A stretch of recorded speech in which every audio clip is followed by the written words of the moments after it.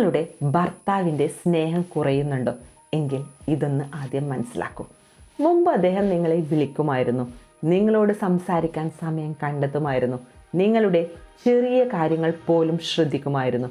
പക്ഷെ ഇപ്പോൾ എന്താണ് അവസ്ഥ? ഫോണിലാണ് കൂടുതൽ സമയം, സംസാരിക്കുന്നത് കുറഞ്ഞു, നിങ്ങളോട് ദേഷ്യപ്പെടുന്നു, നിങ്ങളുടെ സങ്കടം പോലും ശ്രദ്ധിക്കുന്നില്ലെന്ന് തോന്നുന്നു. അപ്പോൾ നിങ്ങളുടെ മനസ്സിൽ ഈ ഒരു ചോദ്യം വന്നേക്കാം: എൻ്റെ ഭർത്താവിന് എന്നോടുള്ള സ്നേഹം കുറഞ്ഞോ? പ്രിയപ്പെട്ടവളെ, ഒരു കാര്യം നിങ്ങൾ മനസ്സിലാക്കൂ. അകലം തോന്നുന്നത് എല്ലായ്പ്പോഴും സ്നേഹം അവസാനിച്ചു എന്നതിൻ്റെ തെളിവല്ല. പക്ഷേ നിങ്ങളുടെ വിഷമം അവഗണിക്കണമെന്നും അതിന് അർത്ഥമില്ല. ഈ വീഡിയോയിലൂടെ നമുക്ക് കുറ്റപ്പെടുത്തലുകൾ ഒന്നുമില്ലാതെ സത്യസന്ധമായി ബന്ധത്തിലെ മാറ്റങ്ങളെ നമുക്ക് മനസ്സിലാക്കാം. സ്നേഹത്തിൻ്റെ ഭാഷ മാറിയതായിരിക്കാം. റിലേഷൻഷിപ്പിൻ്റെ തുടക്കത്തിൽ സ്നേഹം പലപ്പോഴും വളരെ പ്രകടമായിരിക്കും. Messages, calls, surprises, compliments. പക്ഷെ കാലം കടന്നു പോകുമ്പോൾ ചിലരുടെ സ്നേഹപ്രകടനവും മാറിയേക്കാം. ആക്ച്വലി ആ ലവ് എന്നൊക്കെ പറയുന്നത് കുറഞ്ഞേക്കാം.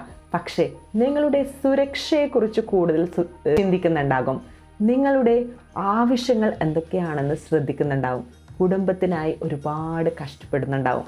അതുകൊണ്ട് ഒറ്റ കാര്യം മാത്രം ചോദിക്കൂ: അദ്ദേഹത്തിന് നിങ്ങളുടെ സ്നേഹം കുറഞ്ഞതാണോ എന്നതല്ല, അദ്ദേഹം സ്നേഹം പ്രകടിപ്പിക്കുന്ന രീതി മാറ്റിയതാണോ?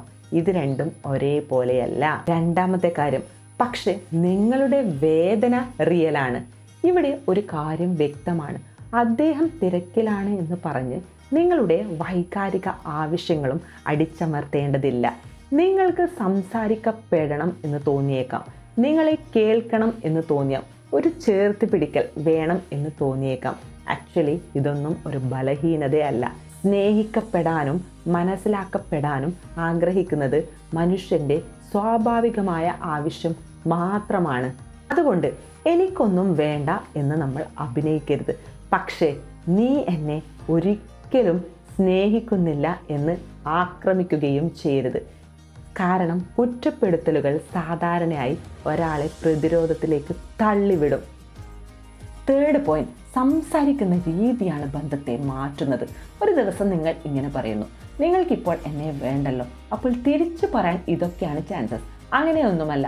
അല്ലെങ്കിൽ നീ വീണ്ടും തുടങ്ങിയല്ലോ, നീ അതേ കാര്യം നിങ്ങൾ ഇങ്ങനെ പറഞ്ഞു നോക്കൂ. നമ്മൾ കൂടുതൽ മുമ്പ് സംസാരിക്കുമായിരുന്നു, ഇപ്പോൾ ആക്ച്വലി അതൊക്കെ എനിക്ക് മിസ് ചെയ്യുന്നു. നമുക്ക് കുറച്ചുകൂടി സമയം ഒരുമിച്ച് ചെലവഴിച്ചാലോ? കണ്ടോ, ആദ്യ വാക്കിൽ കുറ്റപ്പെടുത്തലുകൾ മാത്രമാണുള്ളത്, എന്നാൽ രണ്ടാമത്തെ വാക്കിൽ നിങ്ങളുടെ യഥാർത്ഥ വികാരം ഉണ്ട്. അറ്റാക്ക് ചെയ്യുമ്പോൾ ബന്ധം അകലും. ഫീലിങ്സ് പങ്കുവെക്കുമ്പോൾ ബന്ധത്തിന് അടുത്ത് വരാനുള്ള അവസരം ലഭിക്കും. നാലാമത്തെ പോയിന്റ്, ഒരു ബന്ധത്തിൽ ഏറ്റവും അപകടകരമായ കാര്യം എന്താണെന്നറിയാമോ? വലിയ വഴക്കാണോ? അല്ല, മിണ്ടാതിരിക്കുന്ന അകലം. ഒരേ വീട്ടിൽ താമസിക്കുന്നു, പക്ഷേ മനസ്സുകൾ തമ്മിൽ സംസാരിക്കുന്നില്ല. ഒരുമിച്ച് ഭക്ഷണം കഴിക്കുന്നു, പക്ഷേ കണ്ണുകൾ നോക്കി സംസാരിക്കുന്നില്ല. രാത്രിയിൽ ഒരേ മുറിയിൽ ഉറങ്ങുന്നു, പക്ഷേ ഹൃദയങ്ങൾ വളരെ അകലെയാണ്. ഇതാണ് ആക്ച്വലി പല ബന്ധങ്ങളിലും സംഭവിക്കുന്നത്. ഒരു ദിവസം കൊണ്ട് സ്നേഹം അപ്രത്യക്ഷമാകണമെന്നില്ല. പലപ്പോഴും ശ്രദ്ധിക്കാത്ത ചെറിയ അകലങ്ങളാണ് പിന്നീട് വലിയ വലിയ മതിലുകളായി മാറുന്നത്. അഞ്ചാമത്തെ പോയിന്റ്, അദ്ദേഹത്തെ മാറ്റാൻ ശ്രമിക്കുന്നതിന് മുമ്പ് ബന്ധത്തെ മനസ്സിലാക്കൂ. നിങ്ങൾ ഇങ്ങനെ ചെയ്യണം, നിങ്ങൾ എന്നോട് കൂടുതൽ സംസാരിക്കണം, നിങ്ങൾ ഫോൺ ഉപയോഗിക്കരുത്, നീ പഴയതുപോലെ ആകണം എന്നിങ്ങനെയുള്ള നിർദ്ദേശങ്ങൾ നമ്മൾ നൽകിയാൽ അദ്ദേഹത്തിന് സമ്മർദ്ദം കൂടിയേക്കാം. പകരം ഇങ്ങനെ ചോദിക്കാം: നമുക്കിടയിൽ എന്താണ് മാറിയത് എന്നാണ് നിങ്ങൾക്ക് തോന്നുന്നത്? ഈ ഒരു ചോദ്യം ചിലപ്പോൾ വലിയൊരു സംഭാഷണത്തിൻ്റെ വാതിൽ തുറന്നേക്കാം. ഒരു പക്ഷേ അദ്ദേഹത്തിന് ജോലി സമ്മർദ്ദം ഉണ്ടായേക്കാം, ഫൈനാൻഷ്യലി എന്തെങ്കിലും ഒരു ബുദ്ധിമുട്ട് നേരിടുന്നുണ്ടാവും, കുടുംബ പ്രശ്നങ്ങൾ ഉണ്ടാകും, അല്ലെങ്കിൽ ബന്ധത്തിൽ പരിഹരിക്കപ്പെടാതെ കിടക്കുന്ന ചില മുറിവുകൾ ഉണ്ടാകും. നമ്മൾ അറിയാതെ തന്നെ മനസ്സിൽ ഒരുപാട് കഥകൾ സൃഷ്ടിക്കാറുണ്ട്. പക്ഷേ സത്യം അറിയാൻ നമ്മൾ സംസാരിക്കണം. ഇനി ആറാമത്തെ പോയിന്റ്, സ്നേഹം ചോദിച്ചു വാങ്ങേണ്ട ഒന്നായി മാറരുത്. ഇത് വളരെ ശ്രദ്ധിച്ച് കേൾക്കൂ. നിങ്ങൾ സ്നേഹത്തിനായി യാചിക്കേണ്ട വ്യക്തിയല്ല. ഒന്നിനോട് സ്നേഹത്തോടെ സംസാരിക്കൂ എന്ന് നിരന്തരം അപേക്ഷിക്കേണ്ട അവസ്ഥ ഒരു ബന്ധത്തിലും ആരോഗ്യകരമല്ല. നിങ്ങൾക്ക് സ്നേഹവും ബഹുമാനവും ഒക്കെ ലഭിക്കേണ്ടതുണ്ട്. അതുപോലെ തന്നെ നിങ്ങൾക്ക് നിങ്ങളുടെ സ്വന്തം ജീവിതം വേണം. നിങ്ങളുടെ സന്തോഷം മുഴുവൻ ഒരൊറ്റ വ്യക്തിയുടെ മൂഡിനെ ആശ്രയിച്ച് മാത്രം ഇരുന്നാൽ നിങ്ങളുടെ ദിവസവും വൈകാരികമായി തളർന്നു പോയേക്കാം. അദ്ദേഹം നിങ്ങളെ സ്നേഹിക്കട്ടെ, പക്ഷെ നിങ്ങളും നിങ്ങളെ സ്നേഹിക്കാൻ ഒരിക്കലും മറക്കരുത്. 7ാമത്തെ പോയിന്റ്, നിങ്ങളുടെ ലോകം മുഴുവൻ ഒരൊറ്റ ആളിൽ നിങ്ങൾ ഒതുക്കരുത്. ഒരു സ്ത്രീ വിവാഹത്തിന് ശേഷം ചിലപ്പോൾ സ്വന്തം സുഹൃത്തുക്കളെ കംപ്ലീറ്റ്ലി മറന്നേക്കാം. സ്വന്തം ഹോബീസ് പോലും മറക്കും. സ്വന്തം സ്വപ്നങ്ങൾ മാറ്റിവെക്കും. അങ്ങനെ ജീവിതകാലം മുഴുവൻ അദ്ദേഹം എന്നോട് എങ്ങനെ പെരുമാറുന്നു എന്ന ഒരൊറ്റ ചോദ്യത്തിന് ചുറ്റും ഇങ്ങനെ കറങ്ങാൻ തുടങ്ങും. പ്രിയപ്പെട്ടവരെ, നിങ്ങൾ ഒരു ഭാര്യ മാത്രമല്ല, നിങ്ങൾ ഒരു വ്യക്തിയാണ്. നിങ്ങൾക്ക് ഒരുപാട് സ്വപ്നങ്ങളുണ്ട്, ഒരുപാട് കഴിവുകളുണ്ട്, വളരാനുള്ള അവകാശമുണ്ട്. നിങ്ങളുടെ ജീവിതത്തിൽ സന്തോഷത്തിൻ്റെ മറ്റു ഉറവിടങ്ങളും നിങ്ങൾ ഉണ്ടാക്കും. നിങ്ങൾ കൂടുതൽ സമ്പൂർണമായ വ്യക്തിയാകുമ്പോൾ ബന്ധത്തിലേക്കും കൂടുതൽ ആരോഗ്യമുള്ള എനർജി കൊണ്ടുവരാൻ നിങ്ങൾക്ക് കഴിയും. ഇനി 8ാമത്തെ കാര്യം, പഴയ കാര്യങ്ങൾ ആവർത്തിച്ച് ഒരിക്കലും ആയുധമാക്കരുത്.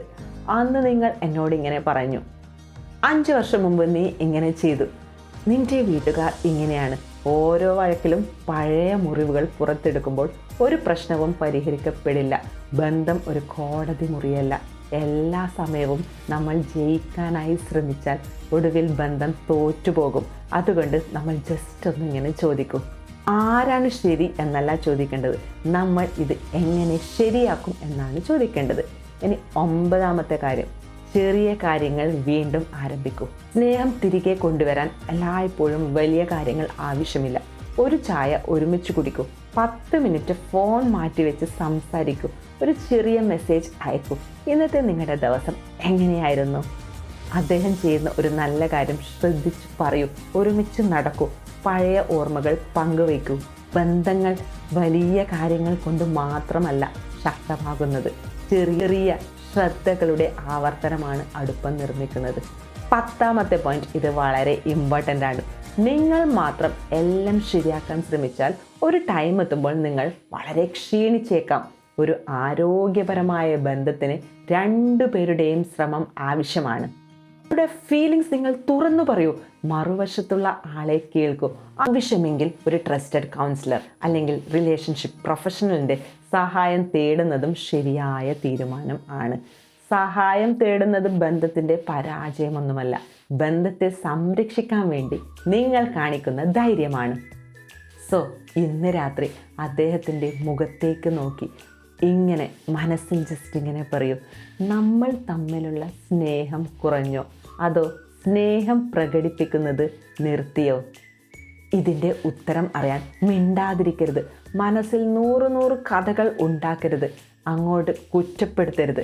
പകരം സംസാരിക്കൂ, കേൾക്കൂ, മനസ്സിലാക്കൂ. ഈ ചെറിയ ശ്രമങ്ങൾ വീണ്ടും തുടങ്ങൂ. അതോടൊപ്പം നിങ്ങളുടെ സ്വന്തം സന്തോഷവും മറക്കരുത്. കാരണം സ്നേഹിക്കാൻ അറിയുന്ന ഒരു സ്ത്രീ ശക്തിയാണ്. പക്ഷെ സ്നേഹത്തിനിടയിലും സ്വന്തം വില അറിയുന്ന ഒരു സ്ത്രീ അതിലും ശക്തിയാണ്. സോ ഇന്ന് മുതൽ നിങ്ങളുടെ ബന്ധത്തിൽ ഒരു ചെറിയ മാറ്റമെങ്കിലും കൊണ്ടുവരണം എന്ന് നിങ്ങൾ ചിന്തിക്കുന്നുണ്ടെങ്കിൽ കമൻറ്റിൽ എഴുതൂ. ഞാൻ സ്നേഹത്തോടെ സംസാരിക്കും. ഈ വീഡിയോ നിങ്ങൾക്ക് ഇഷ്ടപ്പെട്ടാൽ സ്നേഹത്തെയും ബന്ധങ്ങളെയും കൂടുതൽ മനസ്സിലാക്കാൻ ആഗ്രഹിക്കുന്ന ഒരാളുമായി ഇത് ഷെയർ ചെയ്യൂ. Thank you.